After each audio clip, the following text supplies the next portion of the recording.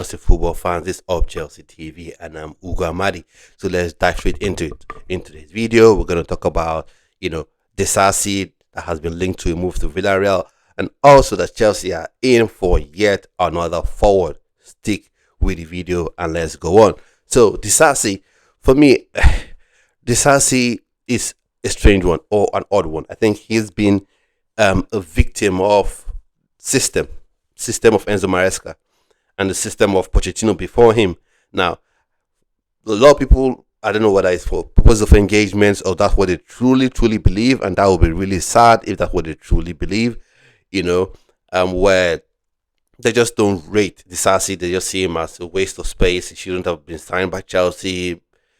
And you don't really get anything from those sort of analysis where people just say the player's rubbish, throw him out, and you don't even give any insight as to why you think it hasn't worked for the player. Because that means you see the next shiny thing in the league or in the Brazilian league, maybe in the Nigerian MPFL, and you say, oh, let's sign that player. You don't even think about the style of play.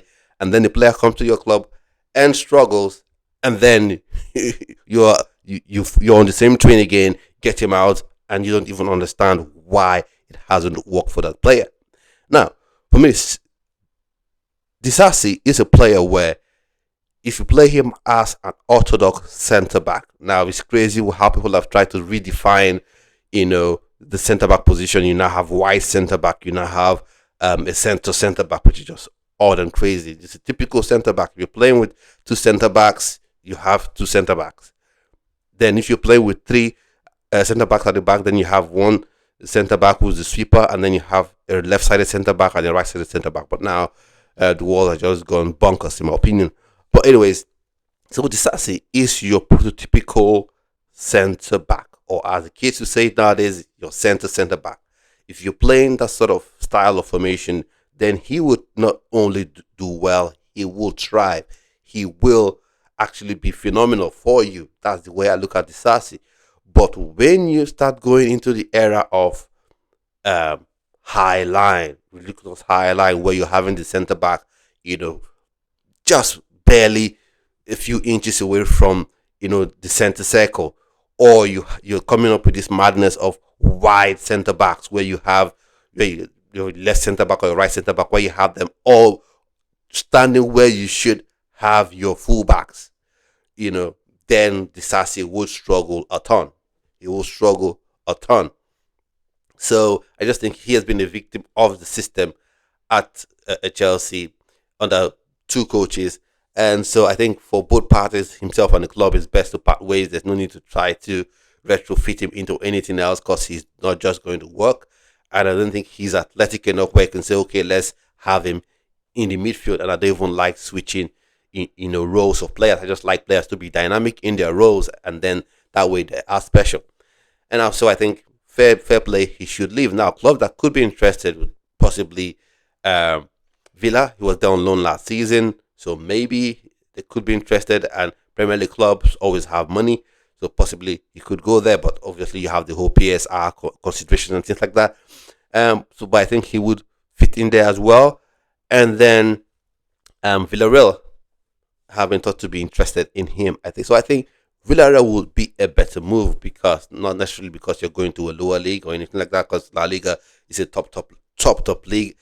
For me, it's just the style of play in La Liga, so you don't have people necessarily play with crazy high lines. It's more about technique on the ball.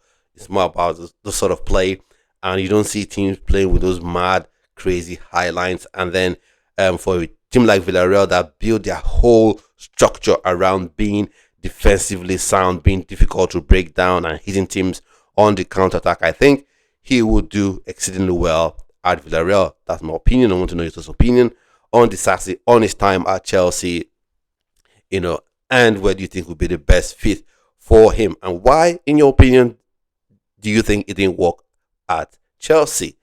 Now, we go to the next sort of news item or topic, or at least item for discussion in today's video, and that is Xavi Simons being linked to move to Chelsea. Now, say Chelsea, according to reports from Fabrizio Romano, that Chelsea and Arsenal are paying attention to the situation with Xavi Simons, and he said they've been attentive to the situation. Well, um, and he's looking to leave RB Leipzig. So for me, he's a good player, still young, so 22, so probably falls within the sort of age bracket um, of Clear Lake and Blue Co. So fair dues with that one. He's good on the ball. He has very good acceleration, especially if he's playing centrally. So for me, that's the point. That's the sticking point. He's a 10.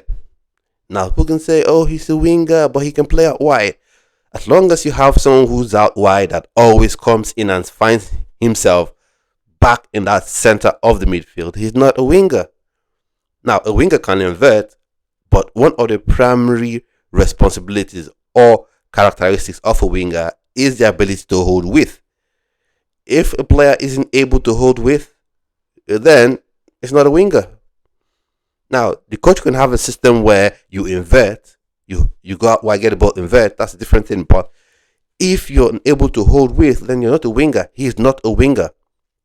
Now, we have Cole Palmer. He's not a problem. He is one of Chelsea's best player, arguably the most important player at Chelsea, arguably. Scored those two stunning goals, in the Club World Cup. Came up with the assist as well, for João Pedro, one man of the match. I'm not going to say that's superior nonsense because it doesn't make sense to me. One man of the match in that in the final, and then he came up with the assist in the Conference League final as well, and then has also had big moments in the past 2 seasons for Chelsea. So himself is not the problem particularly. The problem is Enzo Maresca. Enzo Maresca, for whatever reason, doesn't ever think of benching Cole Palmer. Doesn't ever think of dropping Cole Palmer. And when you talk about dropping Cole Palmer, people go crazy. They go into a frenzy. How dare you say Cole Palmer should be dropped? Sometimes to save a player might have played 60, 65 minutes, 70 minutes. You take him off, have a rest. Eden Hazard used to be taken off. And Eden Hazard is 10 times the player that Cole Palmer is. This is not a dig at Cole Palmer, it's just the truth.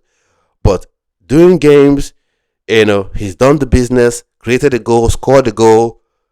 The coach will say, okay, come off 3-0. Chelsea winning 3-0, Chelsea winning 2-0. Take him off, come off, have a rest. But for whatever reason, Enzo Maresca will never take off Cole Palmer. And Xavi Simons' best role is that 10, that same spot with where Palmer plays. And prior to Enzo Maresca joining Chelsea, he sold us this dream of playing with 2 10s, but that's not happening. We've had Nkunku for a full season now. At no point have we seen Nkunku and Cole Palmer play in the 2-10 roles. Although, fair play, we saw João Felix play with Cole Palmer in those 2-10 roles, but that was just for one game. After that game, that was it. And he never has ever wanted to take Cole Palmer off. Even in the Wolves game where Cole Palmer was basically playing on half a limb, he kept him on till the end of the game. Whatever his reasons are, I don't understand. Whether he feels if you take Cole Palmer off, a 4-0 lead would suddenly change to a 5-4 loss. I don't understand that. So, for whatever reason, that's what Enzo Maresca has chosen to do. Except he chooses to be different this time around. Maybe with the Champions League, football, and of course, this season you'll be expected to go at least further, finish higher than you finished last season. So maybe finish in fourth spot, maybe finish in third spot or second, or maybe win the whole thing. Who knows? But at least you're expected to finish higher than you finished last season. So maybe with all that, and then the Champions League is not like the Conference League where you can, just play a big team. So maybe Xavi Simons gets an opportunity to play there if he's indeed signed. And now, for the amount of money you're going to sign him, whether you sign him for 65, 55, you're not going to have that player stuck on the bench. You're going to have to play him. And then having to play him out wide is madness. A lot of people are like, bring, sign. It's madness to sign him and play him out wide because he's going to struggle. Except you want to play with two players inverting to the heart of the midfield, and then you're having your fullbacks overlapping. Now, is he going to do that? Now, what people forget is In the game versus PSG, it was just Gusto that overlapped. So that allowed Cole to basically leave centrally. On the formation card, tactics board, you saw Cole as the winger. But in actual play, he always ended up in the middle. And then you had Malo Gusto overlapping.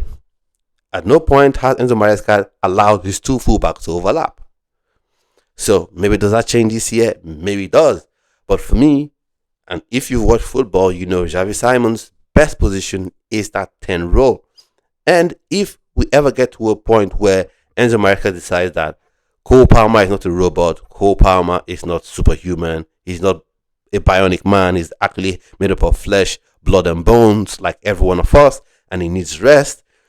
You know, he needs to be taken off sometimes. If he's struggling in a game for whatever reason, having bad form in that game, you have quality on the bench that you can use to replace him, as opposed to playing him all through to the end of games. Then signing Xavi Simons would make a lot of sense. So let me know your thoughts and opinions on these two players. And as well, I want to mention one thing before the video ends, and that is talking about Nicolas Jackson. Apparently, Manchester United have him on their list, and I think he may do well at Manchester United. And I say this because the whole system around Ruben Amorim is transition football. He's hitting on the break. He's having a striker that can hold the ball and go coast to coast. So I think that's something that Jackson can do, but his real issue is finishing. When he's gone coast to coast, 1v1 goalkeeper, what does he do? When the cross comes into the box, how aware is he of the ball coming into the box, of the type of runs he should make, you know, to get the chance, to get the better of the defender and indeed convert those chances. And then as well, for me, I think at Chelsea, Nicolas Jackson can play very well if he does play as a left winger. I've said this. Nicolas Jackson and Bino Gittins can be Chelsea's left wing options, while you have Pedro Neto and Estevao Willian being the right wing options. And then if you sign Xavi Simons, or you sign Brechese, you could have him and Cole Palmer as the number 10 options. And that's if Nkunku and João Felix actually. So the reports that João Felix will probably soon be heading out to Benfica, willing to take a pay cut. Let's see if that happens. And then in terms of Nkunku, of interest from Bayern Munich for Nkunku, let's see how that develops. But there you have it. That's the end of this video, and I'll see you on yet another video. Do have a splendid rest of your day. Stay well, stay blessed. Bye bye.